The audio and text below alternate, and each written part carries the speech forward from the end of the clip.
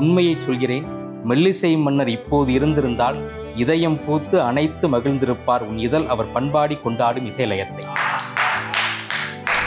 நான் வந்து ஆக்சுவலாக அப்போது நீங்கள் ஒரு 25-26 ஏஜ் ஒரு யங்ஸ்டர் நினச்சிட்டு நான் வந்து உள்ளே போய் பார்த்தா 40. ஓ மை காட், எப்படி டைம் தான் ஆகும் போல் இருக்கு எல்லாத்துக்கும். வண்ணம் கொண்ட வெண்ணிலவே வானம் விட்டு வாராயோ, கண்ணிலே பாதை இல்லை உன்னை தோட ஏணி இல்லை.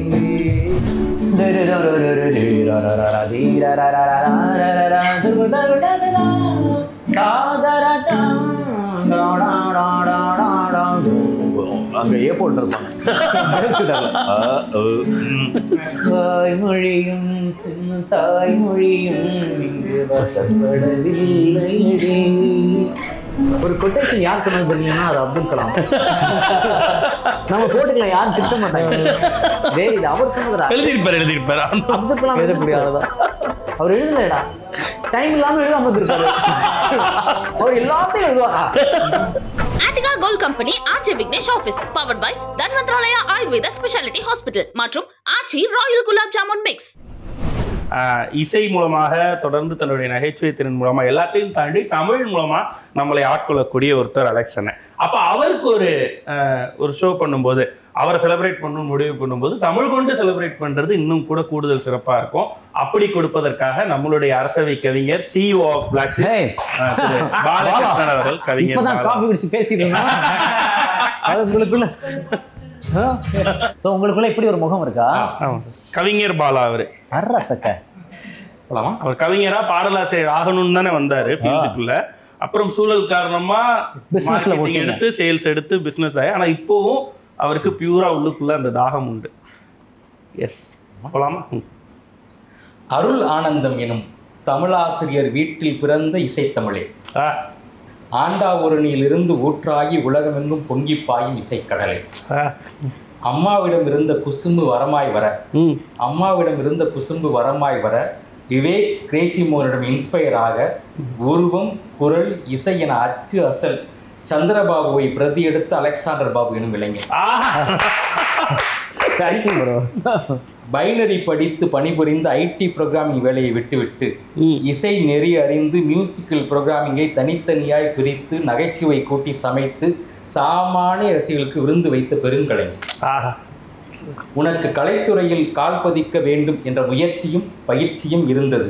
அதை நீ முனைந்து பார்த்த மேடை ஏவாம் ஸ்டாண்டப் தமாசா. அன்றாட வாழ்விலிருந்து அவரவர் வீட்டில் நிகழும் நிகழ்வுகளை நிகழ்ச்சியாக்க ஸ்டாண்டப் உலகில் ஆனாய் செம ஃபேமஸா. ராமநாதபுரம் தந்த மண்ணின் தமிழை உலக நாடுகள் சுற்றியதால் மாடர்ன் நடையில் நீ வழங்க குலுங்கி சிரித்தது நீ மேடை ஏறிய அரங்கம் எல்லாம். அலெக்சாண்டர் பெர்ஃபார்மன்ஸ் என்றால் ஆல் டைம் கஸ்டமர் டிராஃபிக்கை மேனேஜ் செய்ய முடியாமல் திணறும் டிக்கெட் புக்கிங் ஆப்பின் சர்வர் எல்லாம். கைகள் தாளமிட, குரலோ கதையும் பாட்டும் கலந்து ஜாலமிட, கேட்ட காதுகள் எல்லாம் கிறங்கி மயங்கி ரசித்தது உன் அலெக்ஸின் ஒன்றலன் தந்த அதிசய அனுபவத்தை. உண்மையை சொல்கிறேன், மெல்லிசை மன்னர் இப்போது இருந்திருந்தால் இதயம் பூத்து அனைத்து மகிழ்ந்திருப்பார் உன் இதழ் அவர் பண்பாடி கொண்டாடும் இசைலயத்தை. காற்று வாங்க போனேன் கேட்டு உன் இசைக்கதையாடல் எங்கு நிகழ்ந்தாலும் டிக்கெட் கேட்டு ரசிக கூட்டம் ஆன்லைனிலும் ஆஃப்லைனிலும் நின்றது நீண்ட கியூவா. நீயும் நிற்க நேரமின்றி நித்தம் நித்தம் தமிழிசை தாங்கி பறந்தாய் வேர்ல்டு டூரா. திரை இசை பாட்டும் பாட்டு வரியும் வெகுஜன மக்களுக்கான இலக்கியம். அதை அவர்கள் மொழியில் அவர்களுக்கு விளக்கிச் சொன்னது உன் மியூசிக்கல் எக்ஸலன்ஸ். அதிலும் சமீபத்தில் யுகபாரதி நூல் வெளியீட்டு விழாவில் நீ மாமன்னன் பாட்டுக்கு தந்த இசையரை AR ரஹ்மானே எதிர்பாராத எக்ஸ்பீரியன்ஸ். உன் உழைப்பின் பலனாய் நீயே எப்போதும் உச்சத்தில் இருப்பாய். இசை பிளஸ் நகைச்சுவை எனும் இந்த மேடை துறையில் உன் ஆரம்ப ஆசையான நடிப்புக்கான வாய்ப்பு மாறாவில் நிகழ்ந்தது போல ஏராளமாய் நிகழட்டும் இன்னும் இன்னும் வெள்ளித்திரையில். இரைச்சல் இசையே ஹிட்டு மெட்டுக்கள் என்றிருந்த எத்தனையோ 2K கிட்ஸ்களுக்கு ஜேசுதாஸையும் மலேசியா வாசுதேவனையும் அறிமுகப்படுத்திய உனக்கு கேசட் காலத்து மியூசிக் ரசிகனாய் கோடி கோடி நன்றிகள். நீ ஆண்டாண்டு காலம் வாழ வேண்டும். அன்பா TV வழி இசை உலகை ஆள வேண்டும். உலகின் எல்லா திசையிலும் உன் இசை பயணம் நீள வேண்டும். அதற்கு உன் குரலோடும் விரலோடும் துணை இருப்பால் கலைவன். எல்லாம் எந்த ஆடம்பரம் இல்லாமல் அழகா. Thank you bro, thank you Bala. This is I will take a copy of it later. S thanks. நன்றி நன்றி. நம்ம நிறைய பேசிட்டு இருக்கோம், இப்போ கொஞ்சம் பாடலாம் அப்படின்னு முடிவு பண்றப்ப பாடிட்டு தான் இருக்கும். ஆமா தம்பி, இல்ல பாட்டை பத்தி பேசிட்டு இருக்கோம், இப்போ கொஞ்சம் பாடலாம் அப்படின்றப்ப நம்மளுடைய இப்போ எப்படி நிலையத்துக்கு ஒரு கவிஞர் இருக்காரோ அது மாதிரி நிலைய வித்வான் ஒருத்தர் வித்வான்கள் இருக்க தானே செய்வாங்க. ஆமா, அவர் ஒரு தனி இசை கலைஞர்னு தானே எழுதி பாடக்கூடியவர். ஒரு சொல்லப்போனா சூப்பர் சிங்கர் 9 டாப் 10ல வந்த ஒருத்தர்.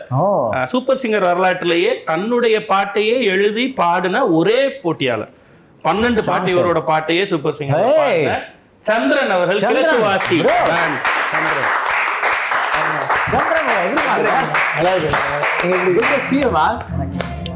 ஒரு அற்புதமான கலைஞராச்சு.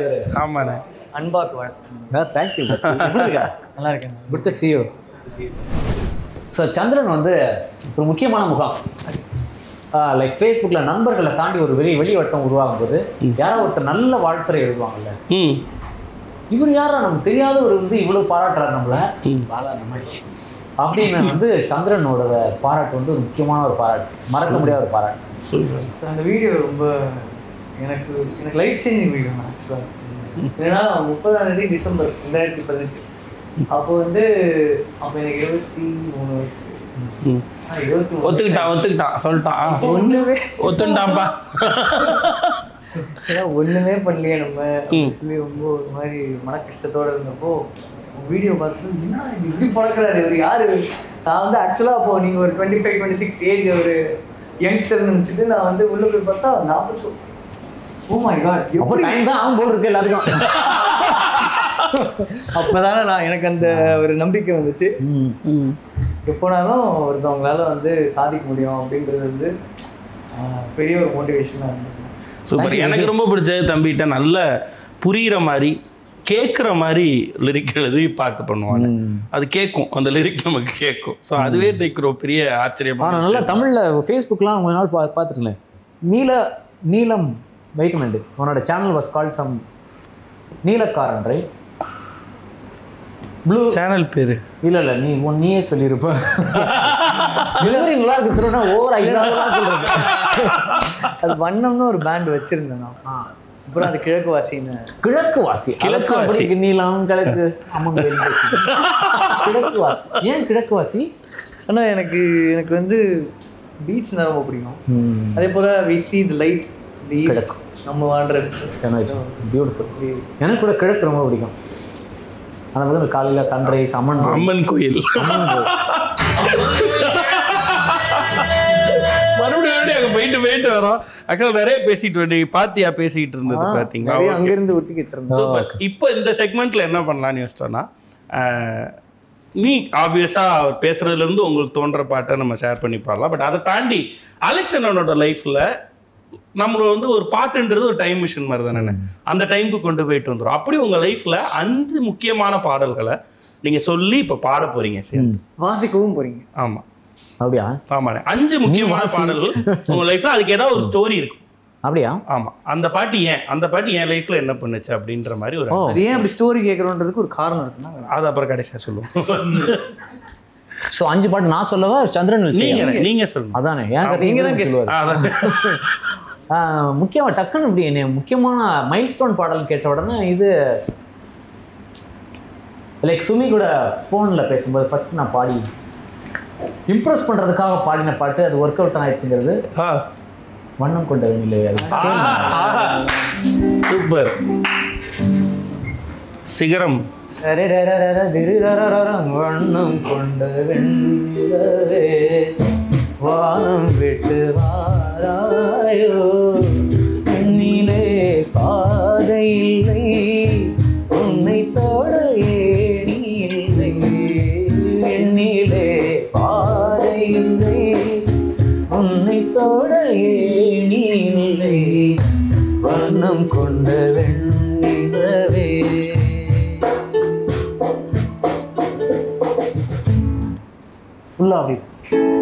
பக்கத்தில் நீருமில்லை, பாதையில் ஈரமில்லை,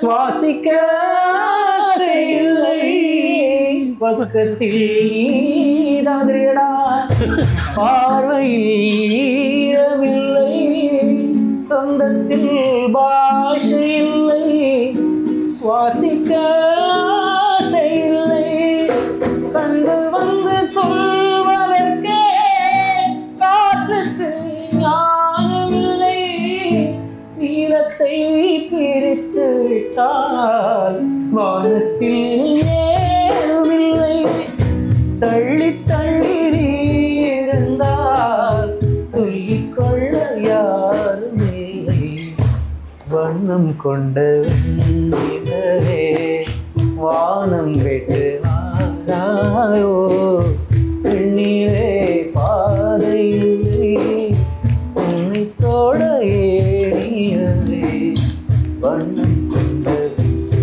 நிலவே.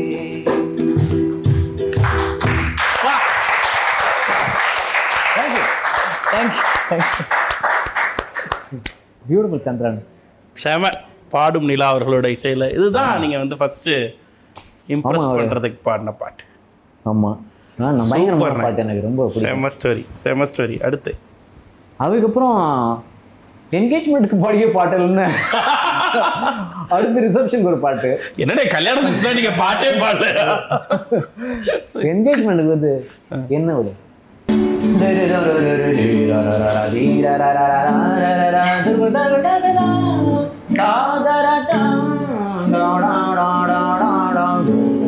அங்கேயே போட்டிருப்பாங்க. தாய்மொழியும் சின்ன தாய்மொழியும் இங்கு வசப்படவில்லையடி வயிற்றுக்கும் தொண்டைக்கும் உருவமில்லாதொரு உருண்டையும் உருளுதடி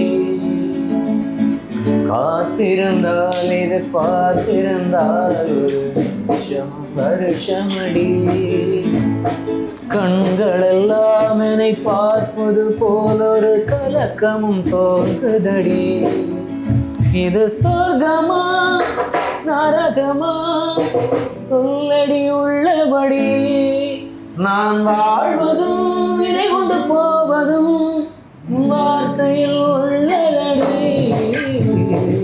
என்னவளே அடி என்னவளே இந்த இதயத்தை தொலைத்து விட்டேன் எந்த இடம் அது தொலைந்த இடம் அந்த இடத்தையும் மறந்து விட்டேன் உந்தன் கால் கொலுசில் அது தொலைந்ததென்று உந்தன் காலடி தேடி வந்தேன் காதல் எல்லாம் பெரும் அவஸ்தை என்று உன்னை கண்டதும் கண்டு கொண்டேன் இந்த கழுத்து வரை என்று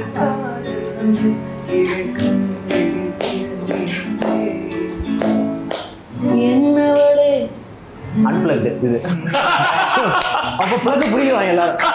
ஆனா போங்க பாங்க என்னவளே அப்புறம் அடி என்னவளே எந்தன் சபா இதயத்தை வெயிட் பண்ணுங்க அன்பிளக்டு இதை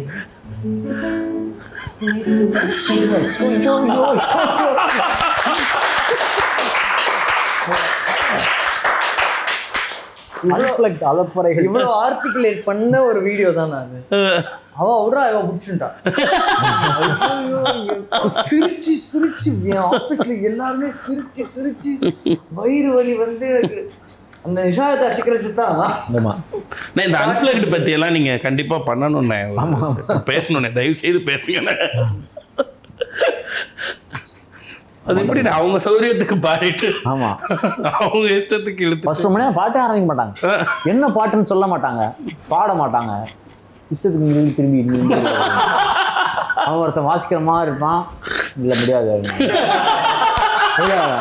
எனக்கு நேரம் சரியா இல்லை, இது அன்பிளக்டு, அதனால வெயிட் பண்ணுங்க. இப்போ என்னப்பா டிங்க ஒரு தட்டிட்டு வச்சிருவான். அப்புறம் ஒரு பக்கம் அது, இன்னொரு பக்கம் இந்த மேஷப்னு கரெக்டா ஒரு வரி வந்து நம்ம அடுத்த வரியில சேர்றதுக்குள்ள அந்த பாட்டை மாத்திடுவாங்க. அடுத்த பாட்டு கூட இல்ல, அடுத்த பாட்டுல நடுவுல கடைசியில ஒரு வரி, 2 வார்த்தை. அது ADHD உச்சம். அது பாட்டை கேட்குறீங்களா? இந்த பாட்டுக்கு சூப்பர்ண்ணே. மூணாவது பாட்டுண்ணே. மூணாவது பாடலாக இப்போ நம்ம என்கேஜ்மெண்ட் வந்துட்டோமே. ஆமாண்ணே. இப்போ தாலி கட்டுறது சர்ச்சில் இருக்கிறவங்க அங்கே போய் நம்ம இளையராஜா பாட்டு பாடுறதுக்கான வாய்ப்புகள் இல்லை. ரிசப்ஷனுக்கு வந்து இந்த பாடல் பாடினா அது ரொம்ப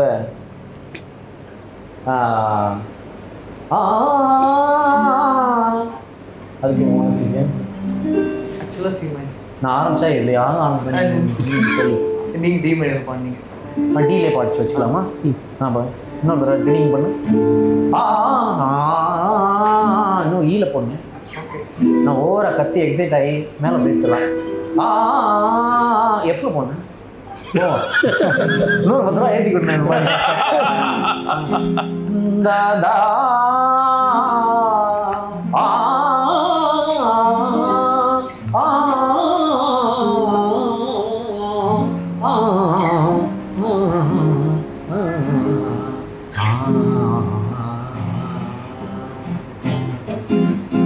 நான் தேடும் செவ்வந்தி பூவிது ஒரு நாள் பார்த்து அந்தி பூத்தது. பூவோ இது வாசம் பூமினி காதல் தேசம்.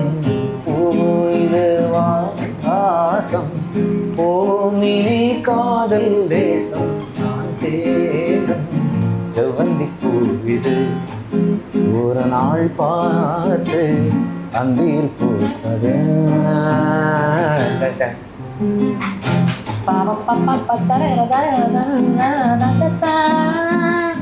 பயங்கரமான ஒரு ராஜாங்க நடக்கும். மங்கிக்குள்ள நிலவரமோ வீரல் தொடுமோ அன்னத்தை இந்த வீரல் தொடுமோ இன்றைக்கு இந்த சுகம் வருமோ என்று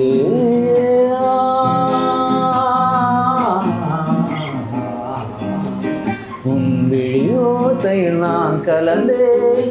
என் விரல் நகங்களை தினம் இழந்தேன். தாலாட்டு பாடாமல் தூங்காது என் பிள்ளை தேடும் செவ்வந்தி பூவிதான் ஒரு நாள் பார்த்து தம்பியில் பூசலாம்.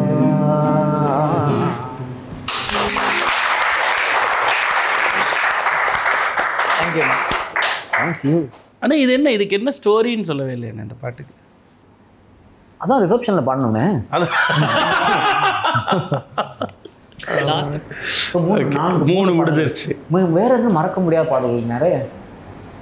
வாழ்க்கையில் மயில் கல்லான்ற பாடல்களா? ஆமாண்ணே. அந்த மாதிரி உங்களுக்கு ஏதாவது ரொம்ப அதாவது நீங்கள் டவுனாக ஃபீல் பண்ணுறப்ப இந்த பாட்டை கேட்டுருவேன் அப்படின்னா பயங்கர ஹை ஆயிடும் அந்த மாதிரி ஏதாவது? இப்பயும் ஒரு பாட்டு இருக்குங்க. அப்படி ஆக்சுவலி எல்லா ராஜா பாடல்களும் அப்படி தான் இருக்கும். எதை கேட்டாலும் ஒரு ஒரு ஆசுவாசம் உற்சாகம் வரும். இதையும் ஒரு கோயில் அடிக்கடி நான் ரீவிசிட் பண்ணுற பாட்டு. அப்புறம் இது துள்ளி எழுந்தது பாட்டு. அழகே ஒரு வானம் பாடி நம்பியா சொல்லி எஃப்ல வச்சுக்கலாம். மேலே போயிடுச்சு நினைக்கிறேன். அழகே ஒரு வானம் பாடி அழகே ஒரு ஆசை என்னும் அணை தாண்டி தாவுது.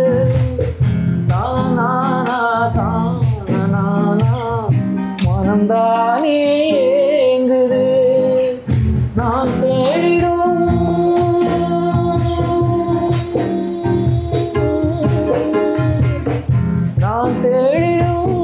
ராசாத்திக்கு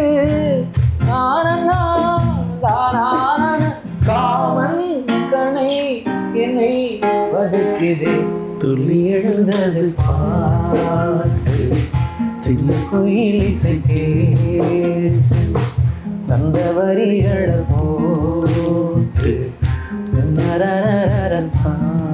பாட்டு உரோடுதான் அதன் வாழணும்.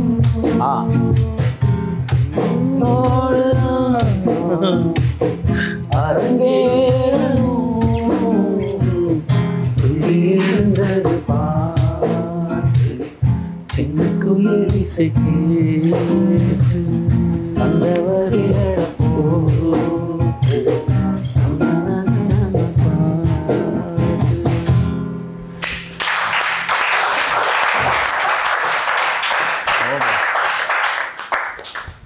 ஆனால் கடைசியாக நீங்கள் சொல்ல போகிற பாட்டு, அந்த நிறைவாக சொல்ல போகிற பாட்டு 5வது பாட்டு வந்து எங்களுக்கு தெரியாத பாட்டாக கூட இருக்கட்டும், நீங்கள் அடிக்கடி ரசித்து கேட்குற பாட்டு, நீங்கள் நிறைய பேர் கேட்டிருக்க வாய்ப்பு இல்லை அப்படின்னு ஒரு பாட்டு இருக்கும்ல, நாங்கள் கேட்டிருக்க வாய்ப்பு இல்லைன்ற பாட்டு. நீங்கள் கேட்டிருக்க வாய்ப்பு இல்லை அப்படின்னு பார்த்தா நிறைய மேபி இந்த தேவாலய பாடல்களாக இருக்கக்கூடும். சர்ச் சாங்ஸ் சின்ன வயசில் அண்ட் கோயின்சிடென்டலி ஸ்ட்ரேஞ்ச்லி அந்த நான் ரொம்ப நினைவு வச்சு நான் பாடுற பாட்டு எல்லாமே எம்எஸ்வி கம்போஸ் பண்ணேன். ஓகே. வேளாங்கண்ணி மாதா மேலே நிறைய பாட்டுகள் இவ்வளோ அருமையான பாட்டு அப்படின்னு சொல்லி நான் ரொம்ப காலேஜ் வரைக்கும் டிக்கெட் பண்ணேன். அப்புறம் தான் நான் தெரிய வந்தது, இது பாடுறது இது எம்எஸ்வி. வானோர்கள் அறிந்திட்ட அற்புதமே, வீணோர்கள் அறியாத தத்துவமே, தேவாதி தேவனின் தாயகமே, திருமறை போற்றிடும் நாயகமே, எப்பொழுதும் அவள் கன்னியம்மா, நீ முப்பொழுதும் நம் அன்னையம்மா அப்படி சொல்லி பாடிடுவார். ஸோ அந்த மாதிரி there is quite a bit of இன்னொரு ஒரு this is the film song அது KJ Yesudas because of church association அந்த டைமில் ஆனந்தமானது அற்புதமானது நான் அந்த மருந்தை கண்டு கொண்டேன் அப்படின்னு சொல்லி இந்த காட் ரியலைசேஷன் வந்தானே. Some saint Anthony or one of those God realization momentல ஏதாவது ஒரு பாட்டு வரணும், அந்த இடத்துல எம்எஸ்வி பண்ணது ஆனந்தமானது அற்புதமானது நான் அந்த மருந்தை கண்டு கொண்டேன் அப்படின்னு சொல்லி லிரிக்ஸில் ஆப்டணும். ஆனந்தமானது அற்புதமானது நான் அந்த மருந்தை கண்டு கொண்டேன், அந்த ஞானத்திலே உன்னை அறிந்து கொண்டே நிதானத்திலே, அப்போ எம்எஸ்வி தெரிஞ்சிடும், நிதானத்திலே உன்னை புரிந்து கொண்டே, ஆனந்தமானது அற்புதமானது நான் அந்த மருந்தை கண்டு கொண்டே. இத்தனை சிறிய லைஃப் எல்லாம் புரிஞ்சிருச்சப்போ, இத்தனை சிறிய விதையிலிருந்து எத்தனை பெரிய மரம் வந்தது, அத்தனை மரமும் இத்தனை நாளில் அதற்குள் எப்படி கனிந்தது, மரணத்தின் நாழிகை முன்பே தெரிந்தால் மனிதன் இறைவனை நினைப்பானா, மதமும் வேதமும் இல்லாதிருந்தால் இறைவனின் ரகசியம் அறிவானா. God realization உடலனும் கூடு முடிவதன் முன்பே அவனுடன் கூடுதல் ஆனந்தம், உயிரனும் காற்று ஓடிடும் முன் ஓடிடும் போது தத்துவ காற்றே பேரின்பம், தத்துவ காற்றே பேரின்பம், ஆனந்தமானது அற்புதமானது ஆனந்த மருந்தை கண்டு கொண்டே.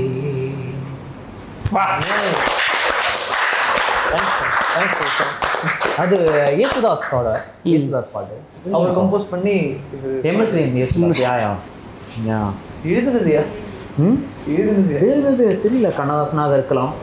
மென் டவுட் கண்ணதாசன் தானே. ஒரு கொட்டேஷன் யார் சொன்னது தெரியலன்னா அது அப்துல் கலாம். நம்ம போட்டுக்கலாம், யாரும் திட்ட மாட்டாங்க. இது அவர் சொன்னதுடா, எழுதியிருப்பாரு அப்துல் கலாம் எழுதக்கூடிய ஆளுதான். அவர் எழுதலடா, டைம் இல்லாம எழுதாம இருக்காரு.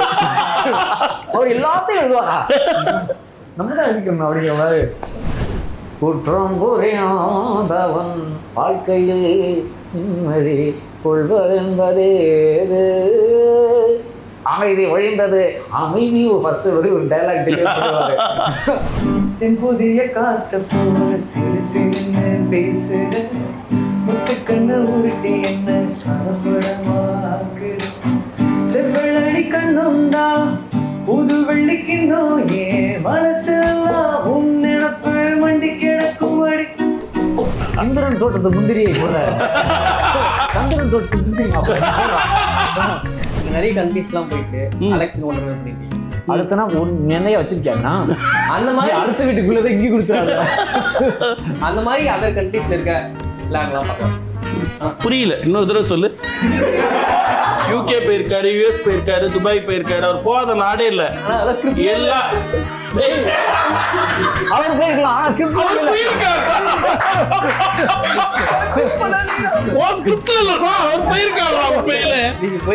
ஆனா எனக்கு எத்தனை கண்ட்ரீஸ்ல ஸ்கிரிப்ட் போகல.